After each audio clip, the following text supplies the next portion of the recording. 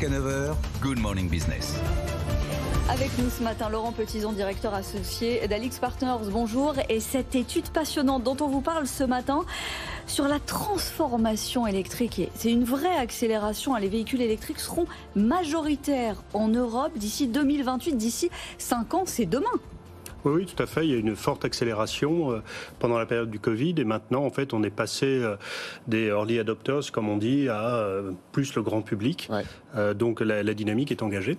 Et il y a énormément d'investissements. Il y a plus de 500 milliards qui sont prévus sur les années qui viennent pour le véhicule électrique. C'est la moitié des investissements de l'industrie. Moi, j'ai une question, parce que vous dites qu'un véhicule sur deux vendu en 2028 en Europe sera déjà électrique. Est-ce qu'il y aura derrière les infrastructures? Est-ce que ça ne sera pas le stress pour recharger sa voiture? Est-ce qu'il y aura suffisamment de bornes rapides sur l'autoroute pour partir en vacances, là, au 1er juillet, au 1er août? Est-ce que ça va suivre? Alors, c'est un des problèmes, en fait.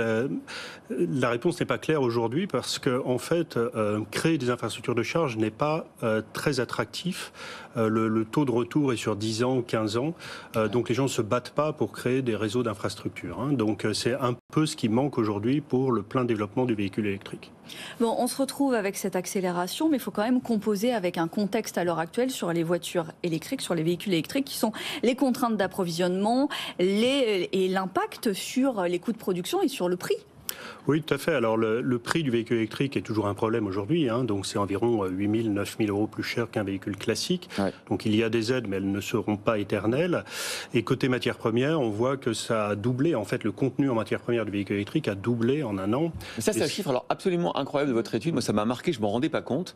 En un an, effectivement, on est passé de, on va parler en dollars, mais c'est comme les euros aujourd'hui quasiment, de 2 900 euros de matériaux, de matières premières qui rentrent dans un véhicule électrique à 6 500. En un an, on a doublé le coût de ce qu'on met dans une voiture électrique. Tout à fait, mais on atteint un pic probablement, ou un plateau, donc ça va probablement redescendre, mais c'est lié en partie au lithium, au nickel, au cobalt, qui sont des matières premières qui ne sont pas présentes dans les véhicules classiques. Ouais. Donc on est à peu près sur 2 fois plus de matières premières que dans un véhicule classique aussi. Ça explique que Tesla ait annoncé la semaine dernière qu'ils augmentaient $3 000 le prix de toutes ces voitures. Oui, tout à fait. Et la période est faste de ce côté-là, puisqu'en fait, on a un déséquilibre offre-demande. Donc, ça permet à tous les constructeurs, en fait, d'ajuster leur prix en fonction de leurs coûts. Donc, aujourd'hui, les constructeurs ont plutôt des marges correctes, alors que les volumes ont baissé et qu'il y a une transition technologique absolument majeure. On a beaucoup nettoyé le marché automobile. C'est vrai que vous avez raison. En un an, de voir comment le marché automobile est devenu, comment c'est premiumisé, comment les prix ont augmenté, qu'on a arrêté de faire des ristournes dans les concessions, qu'on a arrêté de vendre aux loueurs de voitures parce qu'ils demandaient des ristournes trop importantes. Et du coup, on voit que les résultats des groupes automobiles sont plutôt bons cette année. Les marges ont augmenté, les bénéfices aussi, alors que ça aurait pu être une année catastrophique vu la baisse du nombre de véhicules vendus.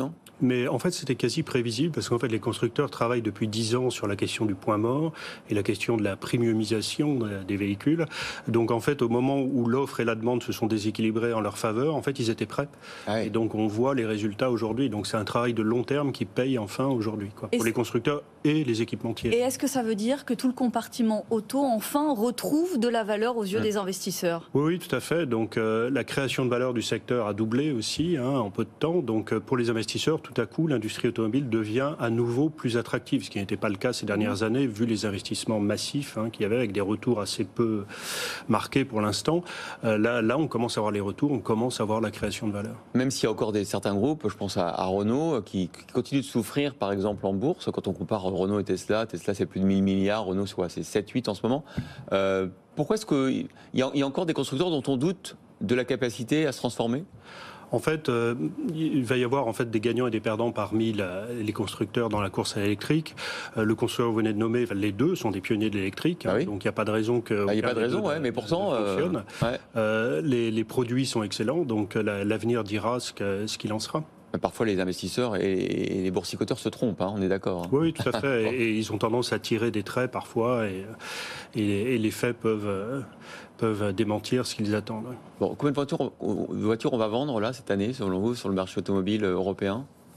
J'ai vu dans votre étude, c'est 79 millions d'unités, c'est ça? Oui, donc en fait, on a une baisse du marché, donc c'est effectivement un peu paradoxal quand on voit les résultats. On s'attendait à beaucoup plus. 90, cette année. on était à 90 avant la crise, les 100 étaient l'horizon. Il y a eu toute une série de crises, donc c'est les Black Swan en série, comme on dit. Donc cette année, ça a été l'Ukraine et les confinements en Chine. Donc on attendait l'année du rebond, ça sera probablement l'an prochain, s'il n'y a pas d'autres signes noirs. D'ici là. Voilà, donc c'est un peu la mauvaise nouvelle. La bonne nouvelle est quand même qu'effectivement les profits sont là, bien que les volumes ne soient pas au rendez-vous. Et on va pouvoir investir dans l'électrique. Merci Laurent Petitjean, directeur associé d'Alix Partners, pour cette étude en exclusivité ce matin sur BFM Business.